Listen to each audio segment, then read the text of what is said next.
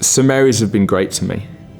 They have really brought the expertise of every different division we have in our school to help me achieve my goal.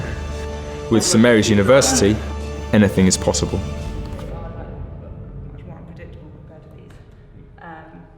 So my name is Emily Martin and I'm a lecturer in sports psychology and sports coaching.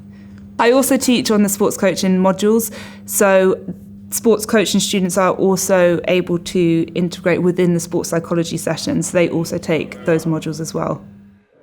So I've just arrived for a sports psychology session and I've always been quite anxious about my knees. Although I try to not show it too much, I am actually quite anxious about how they're going to affect me perform the task of reaching the top of the mountain. So I think this is going to be really interesting.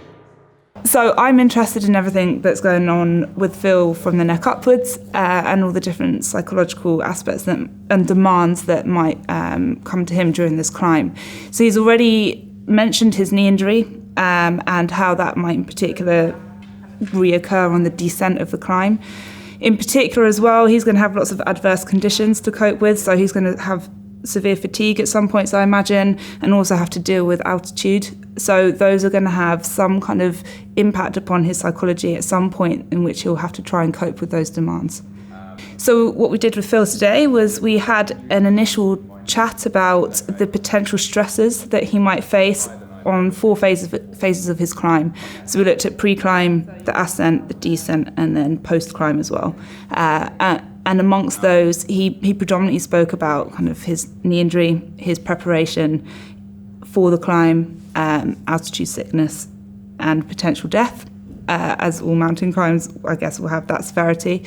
We then looked at the level of severity that those concerns had for him, so whether they were mild, moderate, or severe, and we mapped that on a picture of Mt Elbrus so that he could start to identify which parts of the climb are more crucial for him in terms of having to cope with those stresses.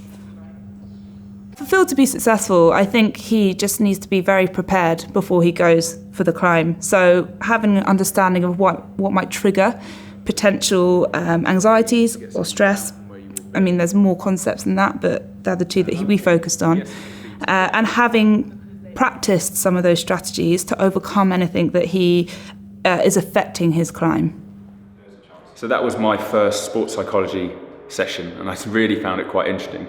As you can see there, so far there's only a few stresses that I'm really focusing on, but that gives me a start to list them and really make a plan for the future of how I'm going to work on each stressor to make sure they don't affect my overall goal of reaching the top of the mountain. So for instance, for Phil, he might think about his knee injury as a potential risk on his descent of the mountain.